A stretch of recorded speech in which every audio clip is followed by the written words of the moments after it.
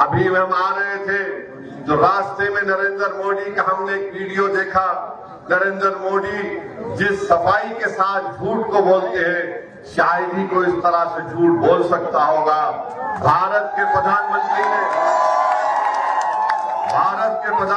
ने कहा, एक टीवी चैनल को इंटरव्यू देते हुए कहा कि मैंने गाजा में जो इजरायली जालिम हुकूमत बमबारी कर रही थी, मोदी ने कहा कि मैंने यहां से अपने कदमी को भिजाया ताकि वो जाकर बेंजामिन नेतन्याहू से कहे कि रमजान के महीने में बमबारी मत करो। गाजा में रमजान का महीना था तो मेरा स्पेशल एनवॉय को मैंने इजराइल भेजा। इजराइल के प्रधानमंत्री राष्ट्रपति सबसे मिलना का, मैंने कहा समझाइए इनको कि कम से कम रमजान में गाजा में बमबार्डिंग यानी हमले न करें।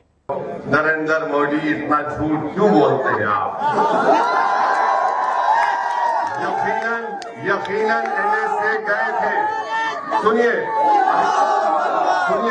यकीनन एनएसए गए थे, मगर पूरे रमजान में जालिम इजरायलियों ने गाजा के फलस्तीनियों पर बम बरसाते रहे। आज 16,000 बच्चे मर गए नरेंद्र मोदी गाजा में, 15,000 महिला मर चुकी है, 12 लाख अवाम बेघर हो चुकी है। एक नहीं, दो नहीं, करीब 20,000 के करीब बिल्डिंगें इजराइल ने बर्बाद कर दिया। और भारत के प्रधानमंत्री झूठ बोलकर कह रहे कि मैंने भिजाया था इजराइल को, ये मुझे खामखा घेर लेते हैं मुसलमानों के नाम लेकर। मोदी जी, कोई नहीं घेरता, आप घेरने का काम करते हैं, मगर इंशाअल्लाह ताला अब हम आपके घेरे को तोड़कर निकलेंगे इंशाअल्लाह। आप बताइए, सुनिए, भारत के प्रधानमंत्री जो कह रहे हैं कि मैंने इजराइल को कहा कि रमजान में बमबारी मत करो।